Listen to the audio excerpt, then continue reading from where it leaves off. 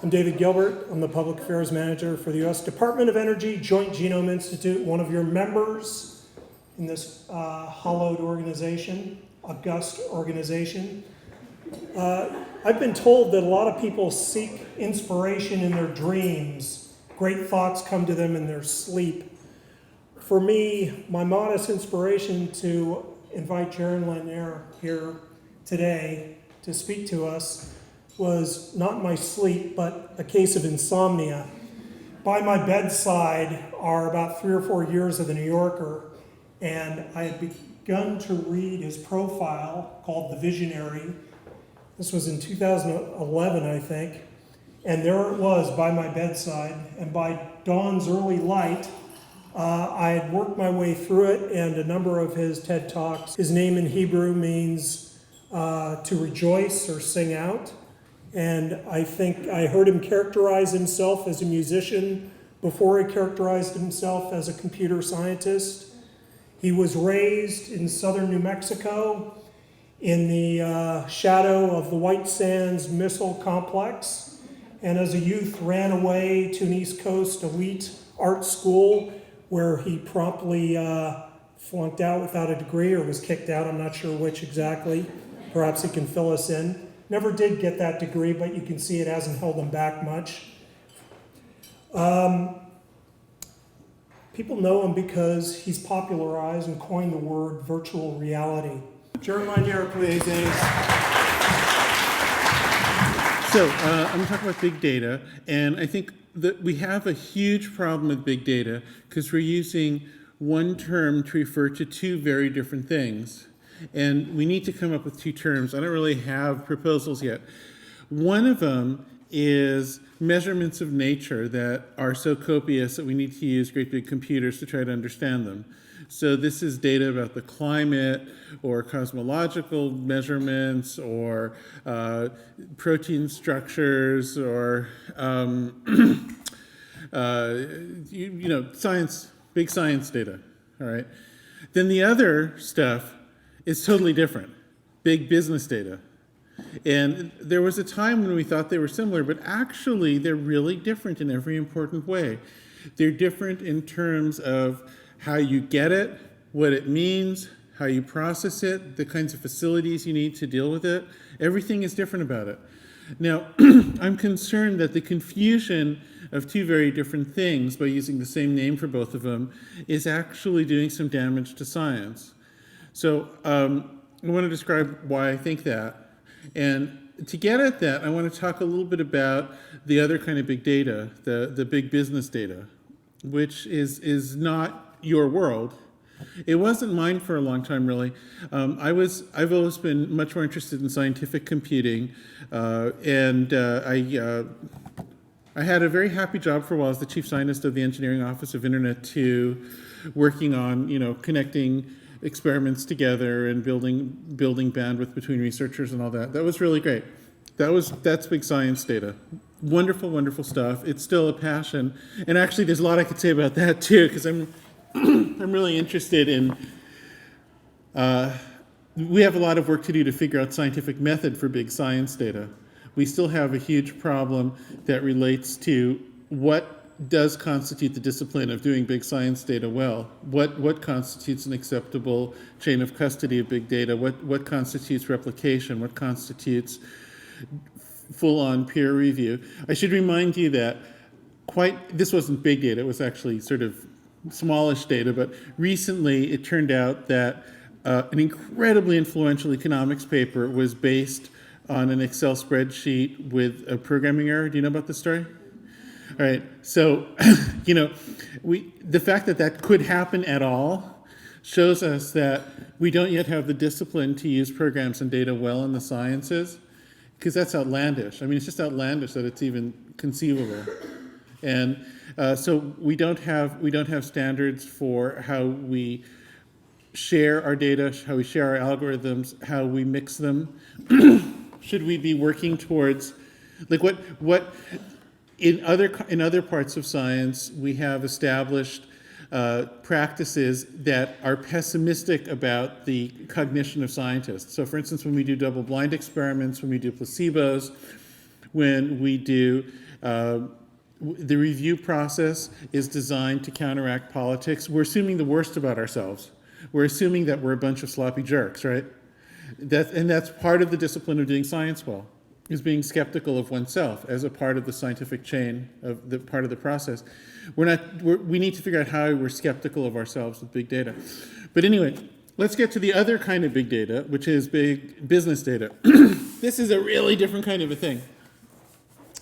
I've become really critic of it lately. The new book is all about the foibles of big business data and why I think we really have a problem with it.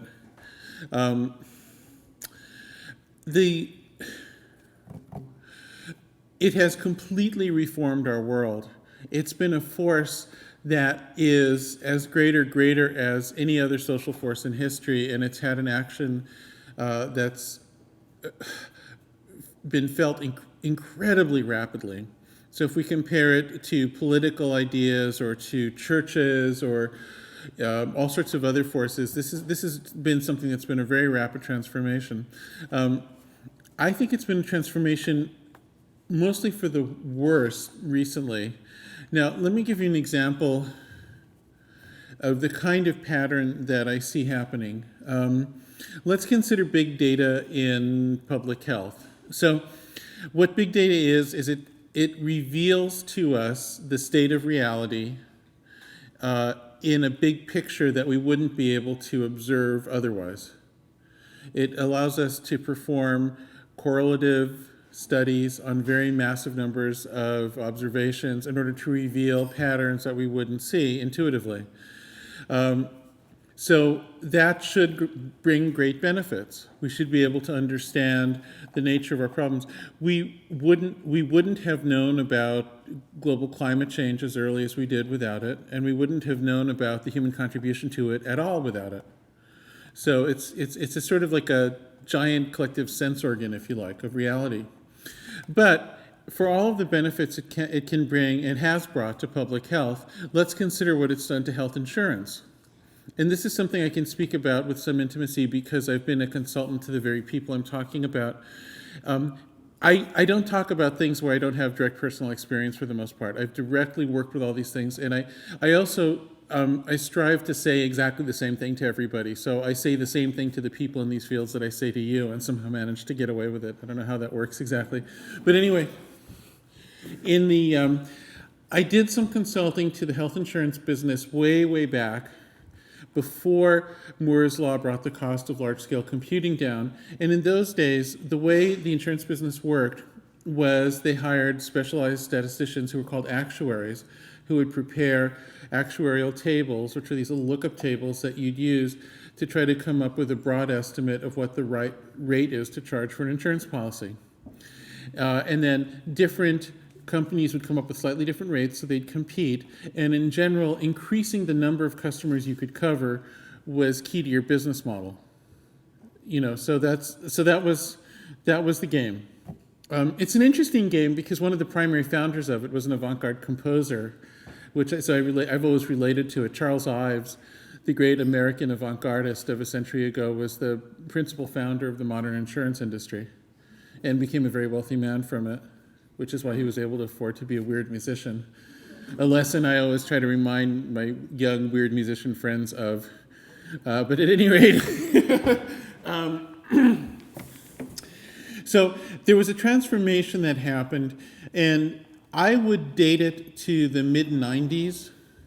But one could argue about it, maybe the early 90s, but during the course of the 90s, something happened, which is that Moore's Law brought the cost of large-scale computing down low enough that it became feasible to think about the insurance business in an entirely different way.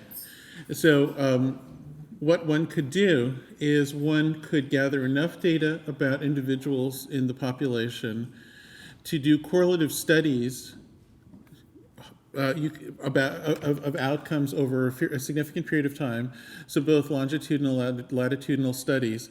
And you could have correlative algorithms become predictive of individual outcomes without understanding without a theory, without science. So you have this weird thing where you have the result without the science, or the result without the theory.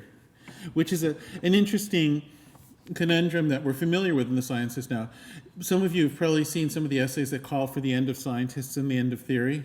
I don't know if you've run across these. I think it's a load of hogwash, but some very good friends of mine have promoted this. Like, my neighbor up in the Berkeley Hills here, who you said at Wired, Chris Anderson, had a piece about this. That, you know, if correlative algorithms can be predictive, what do we need all this theory and all this science for?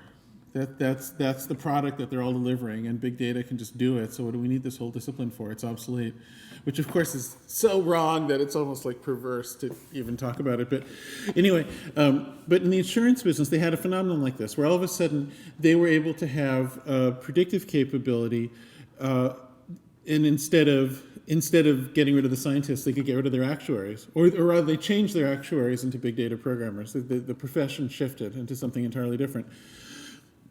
So now, the practical effect of this transition was really interesting, because what it did is it changed the business model. Whereas before, you did better in the insurance business the more people you could insure. Now you did better the fewer people you could insure, because the idea is that you only want to insure the people who need it the least, right? So you want to create the perfect insurance pool that doesn't need insurance, right? And that, in a nutshell, is what went wrong with American healthcare. Because now there's a metaphor I like to use to describe what happens at this phase transition moment when you start to have predictive results without predictors, and you start to be tempted to create like sort of a perfect business model for yourself. And the metaphor I like to use is Maxwell's demon, which is a thought experiment in teaching thermodynamics. So you probably, anybody know, have any of you met Maxwell's demon? It's funny, today I was talking to one of the economists at Stanford that I collaborate with. We were talking about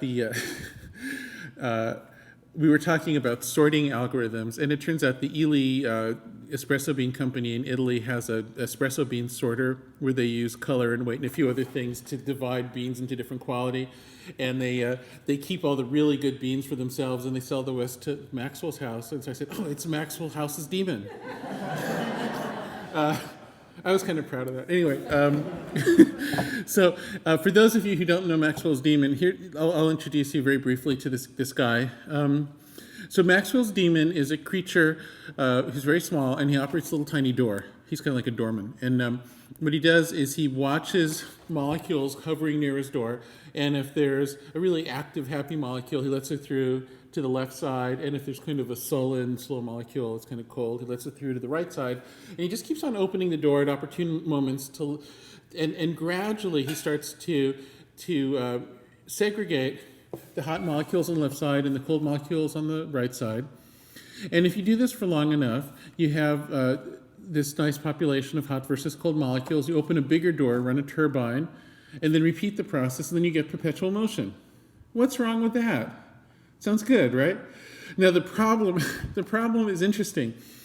The problem is that the act of discrimination, the act of measurement, the act of remembering what you measured, these things are not nothing. They're actual work. They generate their own waste heat. They require energy. They're work. It's a machine. It's all this stuff is actual effort. And so if you count for the memory you need to keep track of all of that molecular motion to figure out what's going on, if you account for the computational act, you actually can't get ahead. You actually spend more than you gain from doing that. Very, very interesting idea. And then, of course, this is also why reversible computers run cool, right? For those of you who study that. Do you know about that stuff? It's really fun. Well, I'll get to that later. It's the border between thermodynamics and computing is where it's at. That's where we really can understand what we do. But anyway, so what you're doing, if you're trying to be a perfect insurance company by using big data to only insure the people who don't need it, is you're trying to be Maxwell's demon, except in economics. You're trying to watch all the people, and you're separating them out. You say, oh, okay, the ones who are going to need my insurance, we're going to put them on this side. The ones who don't need it, we're going to put on this side. And the illusion is that computing is free, that information is free. Now, what's wrong with that plan? The thing is that at first it works great because you're creating this perfect plan. Now, I have to tell another story, and this is sort of a weird one, but it's true. The thing is, I know you're going to think I'm making this up, but it really, really is true. I once had a gig consulting to what at that time was the biggest American health insurance concern. And we were at a retreat. There's a little San Juan Island up by Seattle that's a retreat place for corporations. And we were at this place, and the CEO of this insurance company was saying, he was like having this epiphany that he's like, wow, if some guy's is gonna get a heart attack, I don't have to insure him. And it's like, and I was thinking, wait, something's gone wrong here. But at that moment, there was this weird, like, intense, thunderous whistling sound. And then there was, boom, and there was like a little earthquake or a bomb or something. And we were all terrified, and it turned out to be a meteor hit. And really, I've never been around a meteor hit before. I mean, I've been near a lightning strike a few times. That's really, but a meteor hit, it just doesn't happen a lot, you know? So if any of you, if there's students in this group who are young astronomers and you want to study meteors, the way to attract them is with health company executives. You can, at least it's the only method I've ever seen work. So that's a correlative algorithm for you. So you don't need theory. Correlation works. Okay, so what's wrong with this picture? So obviously, to a degree, not perfectly, but to a degree, you can create this illusion of a Maxwell's demon, a perpetual motion machine in business. You can create this perfect scheme. Now, of course, the problem is that you're radiating the waste heat, if you like. You're radiating the risk out into this other chamber, which is the general population.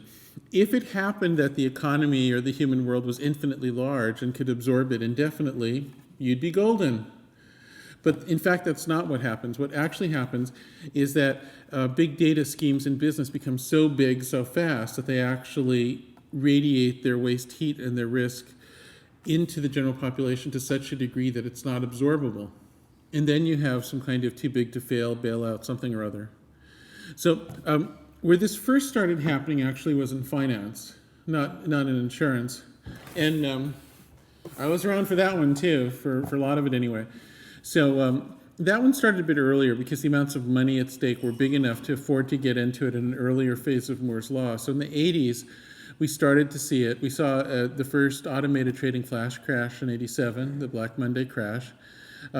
But it really hit its stride with long-term capital management. Remember that guy? And then Enron. Remember that? So, do you guys know what I'm talking about, the students? You've heard of long-term capital or Enron? Okay, you see? So, I'll give you a really quick guide to these two things, just really quick. All right. Long-term capital was a scheme to use a great big computer to calculate perfect financial moves. So you'd have this investment fund that would be sort of perfect forever. And they hired a bunch of people who'd won Nobel Prizes in economics to be their front guys. It's kind of embarrassing. So they had we have Nobel laureates. We have a big computer. You can't lose. So it turned into this gigantic flop, and it required a gigantic public bailout. You're still paying for it. You're gradually, in little tiny ways, when you get credit, when you have to deal with things in your lives, you'll be paying for that one. It's a big one. Enron, so in a way, long-term capital was kind of forgivable in my view because nobody quite understood this stuff, and I think people were just intoxicated by what seemed to be like something for nothing, right? Who doesn't want something for nothing? So it just seemed so good. I think people couldn't see it straight. Enron was a deliberate recap of the whole thing. So Enron was this company based in Texas where they did the same thing. They had giant computers to buy and sell companies and assets of all kinds, especially energy futures, that sort of thing. And then they got to the point where to keep the scheme running, they had to just get utterly corrupt. So they one of the things they did is they generated artificial blackouts in California to force prices up to make money for Texans. It was not good. We're still not that happy about them. And then there was this huge crash that required a gigantic public bailout out of taxes, and you're still going to be paying for that. So for your whole life, so you might as well know what you're paying for. And then in 07, 08, Do you know what happened then? What? Oh no, Madoff's just a little tiny. That's yeah. No, that was no. This was the banking crisis and the mortgage crisis. Okay, same story again. Gigantic computing efforts to try to create perfect investment schemes that radiated the risk and cost to the rest of society until society couldn't absorb it. The scheme crashes, and then there's a giant public bailout. The same pattern over and over again, with nothing learned and nothing changed. Now, there's a kind of an interesting gestalt flip-flop that occurred to me about finance, because the usual argument about what happened to finance is that deregulation prompted financiers to become adventurers, and then they screwed up. And now politically we can't get the regulations back in place.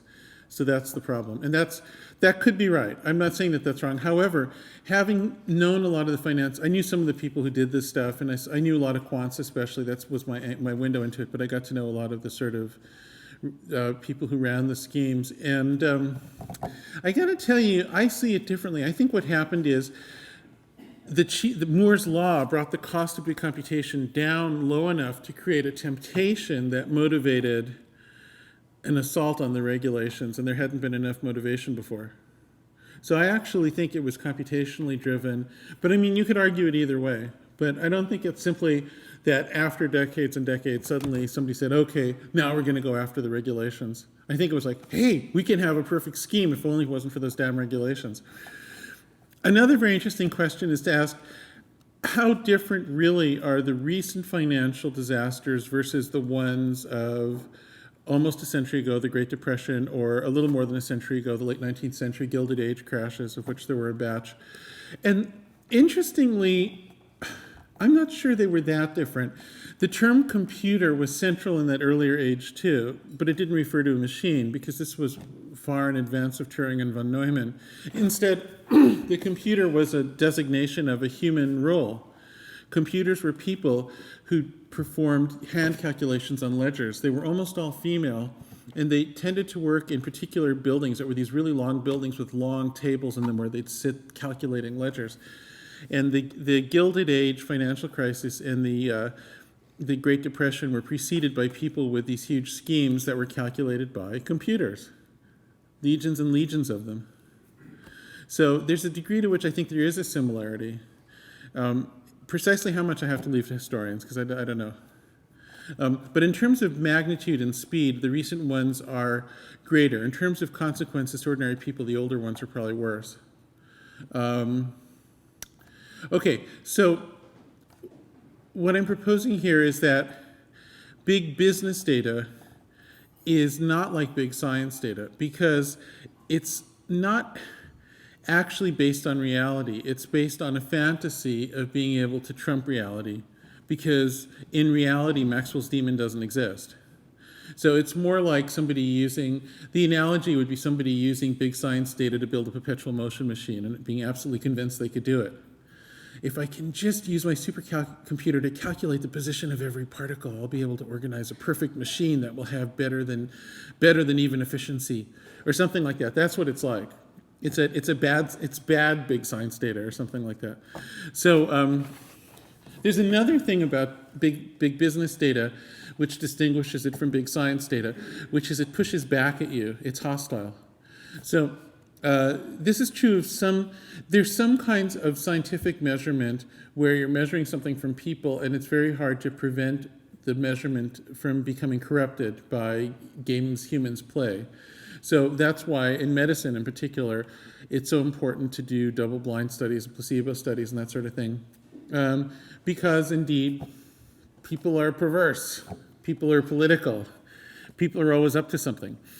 In big business data, you see the very worst of it. Basically what happens is, as soon as somebody starts a scheme, like some kind of scheme to create a perfect business that's going to centralize wealth and power incredibly fast because they're calculating their way to perfection, very quickly it'll turn out that all the data they're dealing with is actually fake and bad.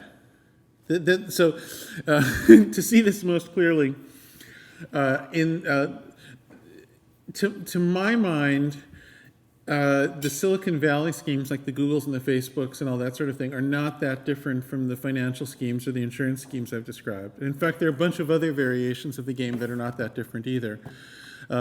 Big data applied to electoral politics, big data applied to intelligence, NSA and so forth, big data applied to criminal activity.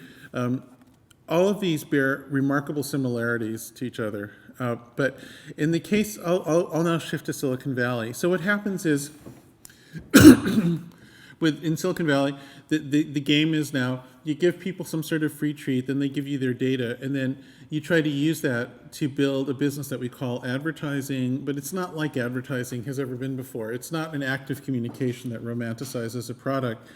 Instead, it's micromanagement of the immediate options in front of people in the form of links or who people meet or what music they hear and that sort of thing in order to manipulate them using your correlative algorithms for the benefit of some party who's paying you. I mean, it might sound a little bit cruel, but that's what it is. I mean, there's no other way to put it. You're never the user, you're always the product. I mean, you're never the customer, you're always the product. And the real customer is often pathetic. The real customer is somebody trying to sell you a bad mortgage or something. It's really, I mean, I'm not saying that I'm not exaggerating. Like, I mean, if you look at the rise of Google, their hugest customers during their initial big rise were in fact selling bad mortgages or bogus medicine or trying to round up people for class action lawsuits that were questionable. It hasn't been as dignified as it ought to be. But anyway, what happens is you start some sort of a scheme where you're going to sell so-called advertising, and so you're going to manipulate people using these correlative techniques, in theory.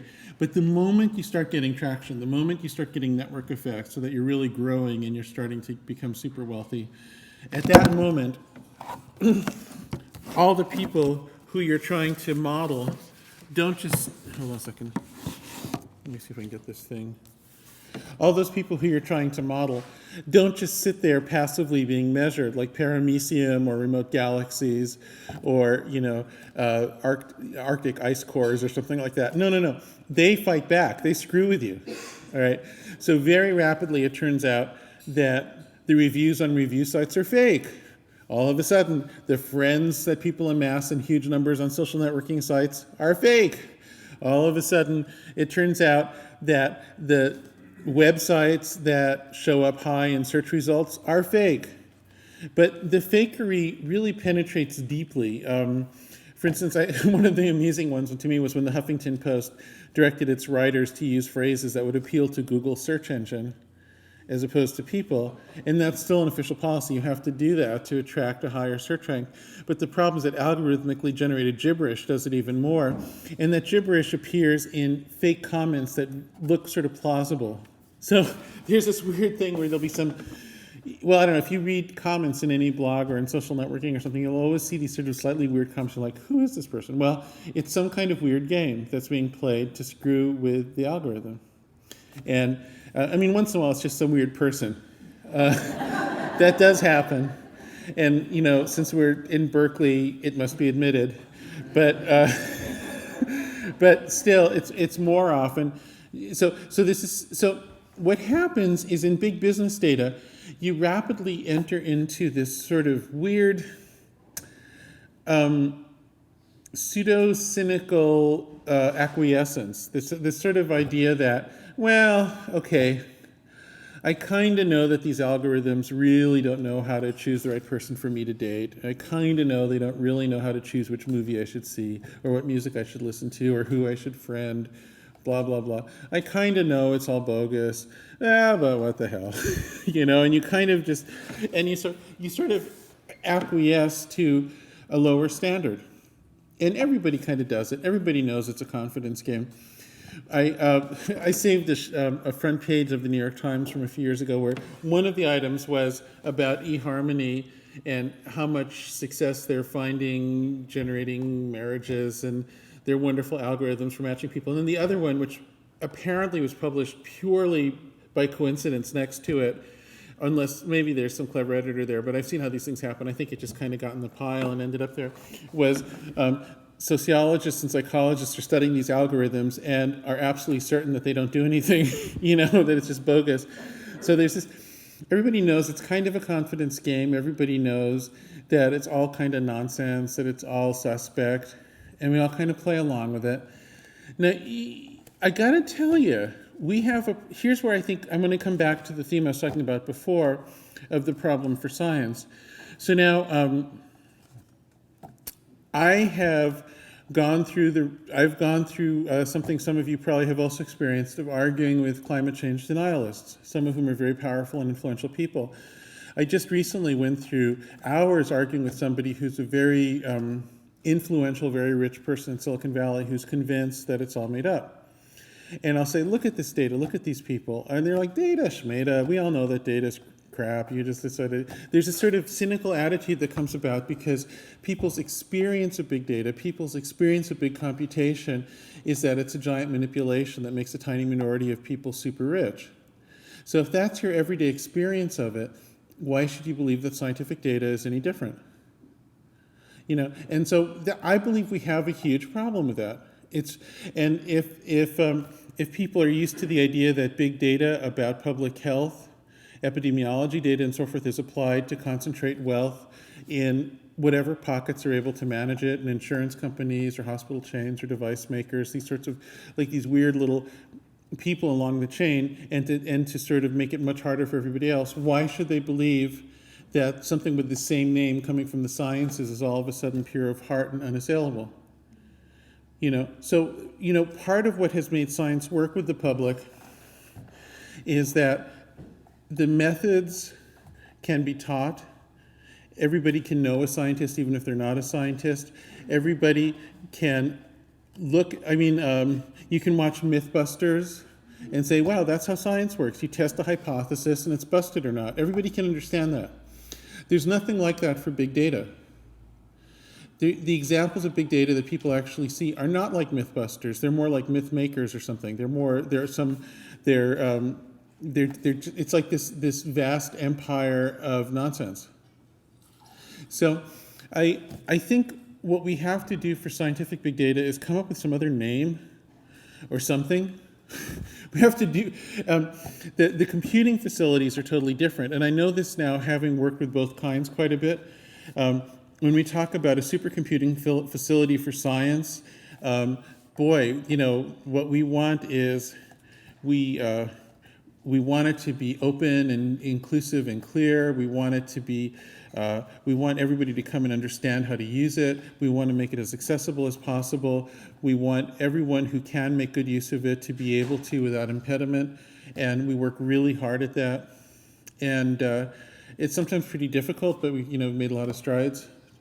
If we're to believe what we're reading, the Chinese have made perhaps a little bit more in progress in that just recently. But the big business data is really different. In big business data, and I'm at Microsoft Research now, so I've seen directly what we do. But I also have worked with Google a lot and some of the others. And what happens there is you put your big computing facility way the hell out in some remote place. And you do it in parts because you're going to generate so much waste heat. You need a river or something. And you need your own power plant. And you need nobody to complain about it. So you put it way, way in some remote place. And then nobody gets to see that data. I mean, what happens is it's an incredibly deep, dark secret. But the interesting reason it's a secret is not so much, you could say, like on Facebook, there's the version of you that you tend very carefully and you try to make sure that you look cool and okay on Facebook. And then there's the secret version, which is one that Facebook sells to the advertisers, which is like the real you that can be manipulated.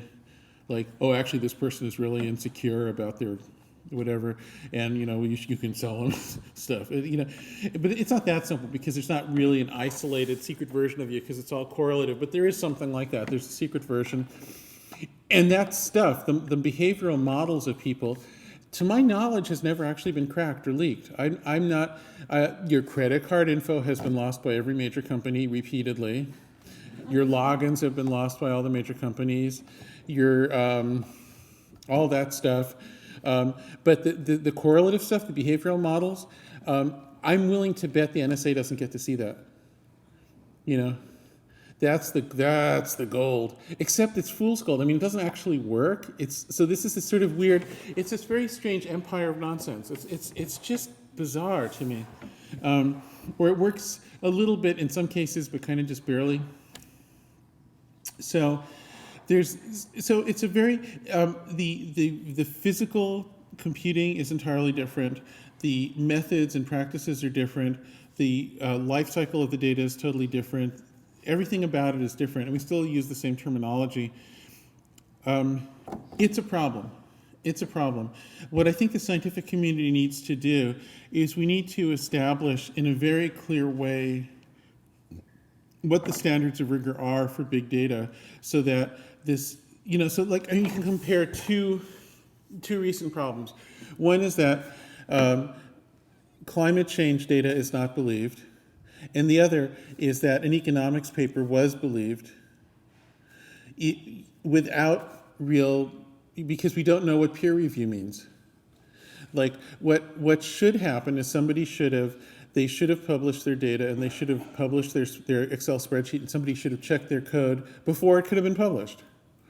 That's science, right? They should have faced a really tough jury of their peers, and that should never have gotten out the door. But what you have is this sort of bizarre thing where the worst work gets the most influence, and the best work with the most people involved and the most data and the most checking and the most evidence gets rejected. It's just backwards, right? Now, that doesn't happen with small data. Like with small data, if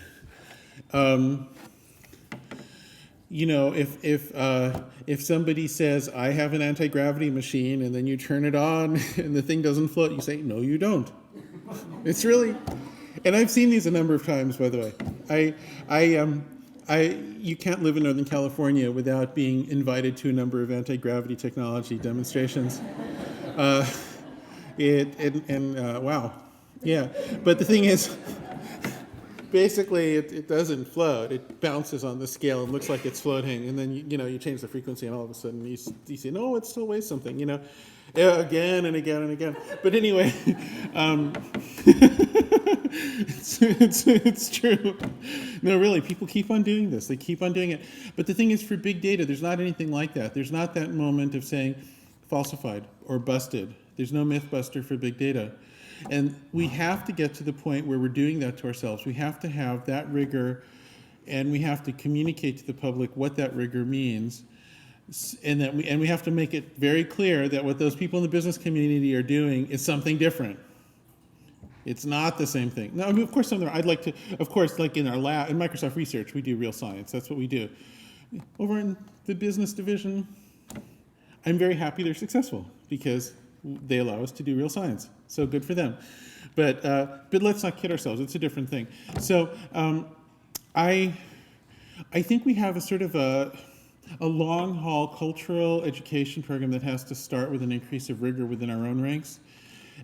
Scientific method was, in a sense, conceived of pretty quickly, but to really sort out how to do it took a long time. It really did take centuries to really figure it out, and we're going to have to go through something like that here. In the meantime, I think just a small change in language, but I don't really know what to propose. But the term big data has become this rubric where its use in the sciences lends a kind of an authority and status to its use in business that second use simply doesn't deserve. Anyway, I guess that's the basic talk. I'm not giving you the whole rap from the new book right now because I've been doing that so much that I can barely stand it anymore. But yeah, I'll take questions. That's a great idea. Yeah.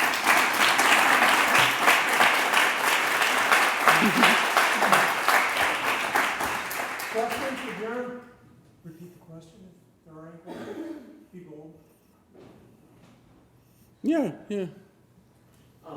Anybody can make mistakes with data or draw wrong conclusions. I've done it. Yeah, I've done it a lot. So thinking about what's different in the scientific world versus the business world, seems to me in part intent. That a scientist could intentionally commit fraud by trying to make the data look one way and it's not another, same thing with quantum principle. But more importantly, access. You know, the actors in society who are able to leverage data in the ways that you're describing are people who could assemble a big computer someplace, right? Whereas, you know, if access was more flat, one might imagine that we all get to dabble and make mistakes in data in a more egalitarian way. Right. So, I'm a little hesitant to repeat your question because I'm afraid I'll miss the nuance of it, but you're pointing out that if access to big computers in general was level, then there wouldn't be an opportunity with certain big computers to benefit unduly, and the sort of problem I'm talking about would balance itself out. And so I've thought about that, and in fact, in the book I explore one path to a solution for the big business data problem, which I won't go into here right now, but it involves monetizing more kinds of information than are monetized today. But one could go down another path and say, you know, it should be a human right for everybody to have access to similar computation resources as anybody else. Because, so here's another way to put it. You mentioned that I think you were enthralled by the open source movement when you graduated from Cal. And in my earlier book, I described the scene when I was much younger at around MIT, hanging out with Richard Stallman when he had his epiphany about open source, which was a very emotional moment for him. And I have sympathy for it, but the problem with it is if you have a bunch of people sharing openly in some sort of a kind of a collective way or something, if somebody has access to a more effective computer than other people in that loop, which might mean a bigger or better connected computer, or it might just mean a better programmed computer, but anyway, it's a more effective computer. With the same data, they can gain an advantage of other people who have access to that data, right? And the problem is that differential in how much you can do with the same data that other people have access to can be a huge differential. So hypothetically right now, most of the data that, say, Google works with could be accessible to anybody because they're mostly just scraping the open internet. There's some stuff they're getting, like with their cars and whatnot, that other people wouldn't have access to. But a lot of it basically could be accessed by some competitor. Bing does it, for instance, right? The problem is that to process it well enough to do all that stuff costs billions of dollars. You know, I mean, it's really hard to do. It's hard to scrape the internet constantly and perform the level of analysis you need to do to answer all these queries really instantly. And, you know, it's actually really hard to do. And so the truth is that the differential between having one of the best or one of the most effective computers and not having it becomes huge. And that differential is, I mean, one of the things I go into in the book is that the ascendant centers of wealth and power since the turn of the century are all based around a big computer of one kind or another. They're not based around an oil field or a transportation line or some kind of narrow of trade. It's always a big computer, and it's always a scheme similar to the one I was describing earlier. And so the problem is, if you're going to like issue everybody a supercomputer at birth or something, I don't know, and then you'd have to figure out. There's another issue too, which is has to do with society at large, which is just that people vary a great deal in terms of how well they can think quantitatively and how well they think in terms of being a programmer and using digital systems. And right now, the vast majority of people who use Facebook can't actually understand their privacy settings on it. And you kind of have to be at least sort of a beginning programmer probably to really get it. Because it gets pretty it's complex, and there's side effects within the settings and all that. So to somebody who's technical, it might seem like nothing, but the truth is it's really something for a lot of people. And so we don't want to create a society of sort of nerd supremacy or something like that. We want to create a society of cognitive diversity. So that's another issue with trying to address it by creating equal access to computation. The extreme variation in how much access. I mean, one of the other things about running a private giant computer is you never reveal how big it is. And they're bigger than we think they are. They're really impressive. I mean, if you think about YouTube, like that's just just the rate of growth of data on YouTube, and that that you can still stream anything out of it. And then think about how big that computer is, and what's the motivation for funding that? And it's to build, behavior models of people on the theory that they'll be valuable. And that's the new business. And it is a fake business. It is ultimately a Maxwell's demon. Oh boy, I can go into that much more. There's a lot of stuff about that in the book. I'm really just barely scratching the surface of it. Anyway, any other question? Yeah. So you had mentioned that successes in the science and use of big data can be hijacked by big business. How do we prevent that, short of just changing names, because then they'll just change their name? Yeah, I know. Yeah, well,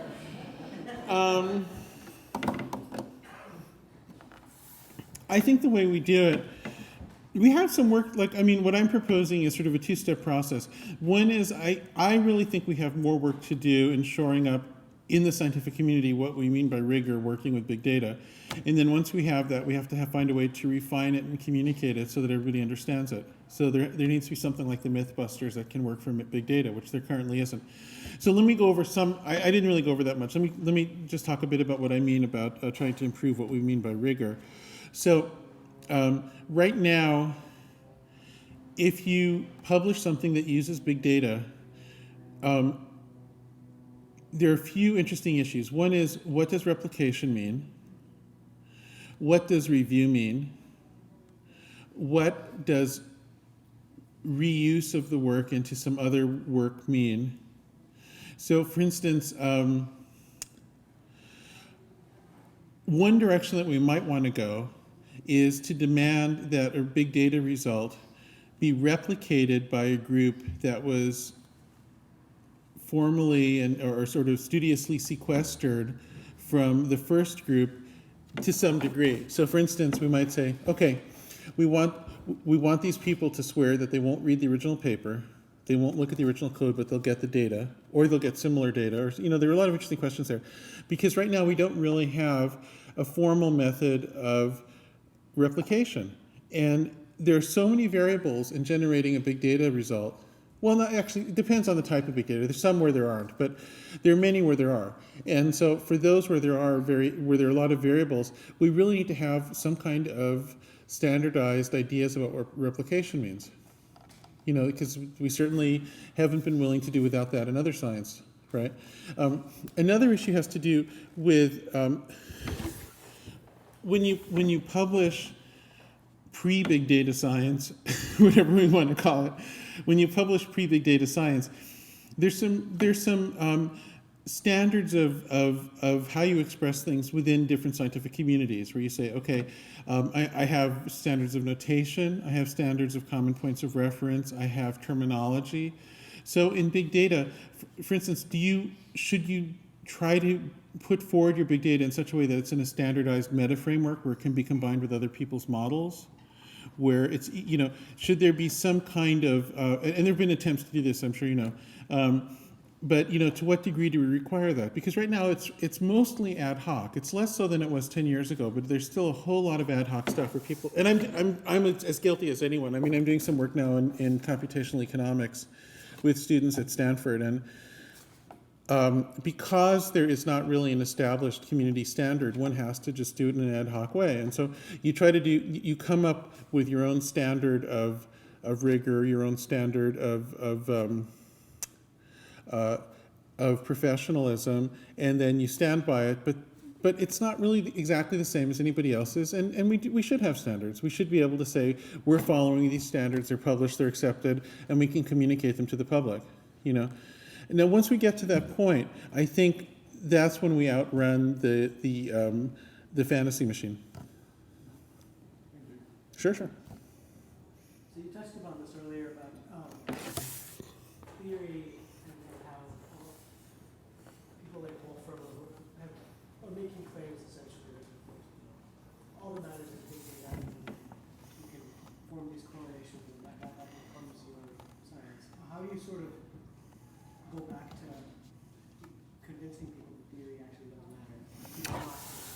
Yeah, that actually is a really interesting question. So the question is, how do you convince people that theory matters? So if you know, it's kind of interesting right now. So if you grow up right now in a world in which correlative algorithms recommend your music and your dates and everything, and you just, it's very strange to think about that, because you're living in a little bit more artificial of a world in a way, because you're living more within a world of human artifacts and touching nature directly and trying to force measurements of nature. You're not being either a scientist or an artist as deeply, in a sense. You're living within this world of human invention, if you see what I mean. This is a little bit like the deconstructionist philosophy school. You're living in a more constructed world. Does that make sense? And so science is the ultimate deconstruction, right? You have to really test your ideas against reality. And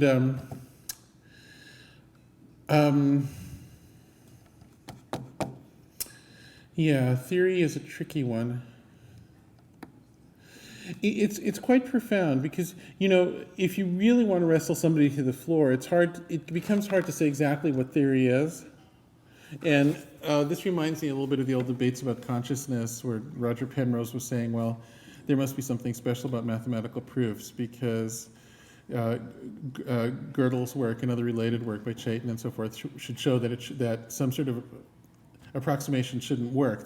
Being able to understand a proof is something really weird that a Turing machine can't do. And a theory is kind of like that. It's like some sort of symbolic understanding that maybe philosophically hasn't been really explicated. I'm not sure if we understand what we're talking about when we talk about that. So there is a little bit of a philosophical mystery at the core of this. It has to do with understanding and insight.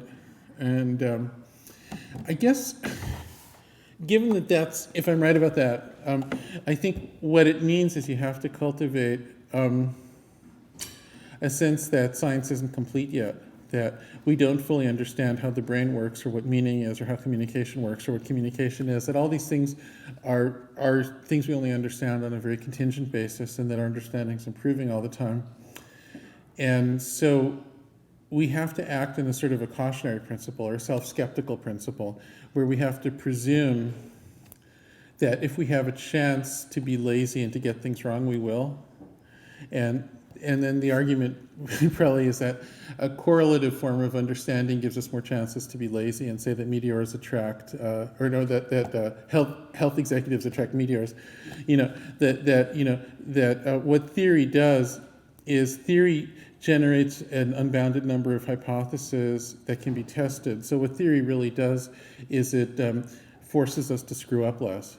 And so, totally aside from anything else, we need that in order to hold on to self-skepticism.